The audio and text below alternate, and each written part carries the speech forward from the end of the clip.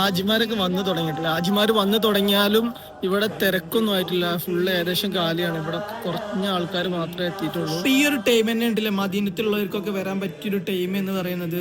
ഇനി ഏകദേശം ഹാജിമാർ വന്ന് ഏകദേശം ഒരു 10 ദിവസം കഴിയുമ്പോഴത്തേന് ഹാജിമാർ ഫുള്ളായിട്ട് ഇവിടെ എത്തും. അപ്പോഴായിരിക്കും ഫുള്ള് മദീന പള്ളിയെല്ലാം ഫുള്ള് തിരക്കായിരിക്കും.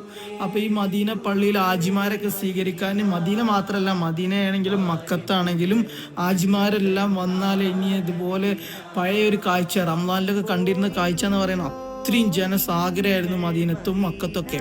അപ്പോൾ ആ മക്കയും മദീന നമ്മൾ റംസാൻ കഴിഞ്ഞതിന് ശേഷം കാണുന്ന കാഴ്ചയാണിത്. ശാന്തമായി കിടക്കുന്ന മദീനത്താണെങ്കിലും മക്കത്താണെങ്കിലും ആൾക്കാരൊന്നും ഇല്ലാത്തൊരു കാഴ്ച. അതിലേറെ ജനങ്ങൾ വരാൻ കിടക്കുകയാണ് ഹജ്ജിനായിട്ട്. അപ്പോൾ ആ ഹജ്ജിന് മുന്നോടിയായിട്ടുള്ള ഒരു കാഴ്ച വല്ലാത്തൊരു കുളിര് കോരുന്ന കാഴ്ച തന്നെ എന്ന് പറയട്ടില്ലേ. മദീന ഇതുവരെ നമ്മളിപ്പോൾ റംസാനിലൊക്കെ വന്ന് കണ്ട സമയത്ത് എന്തു തിരക്കായിരുന്നു.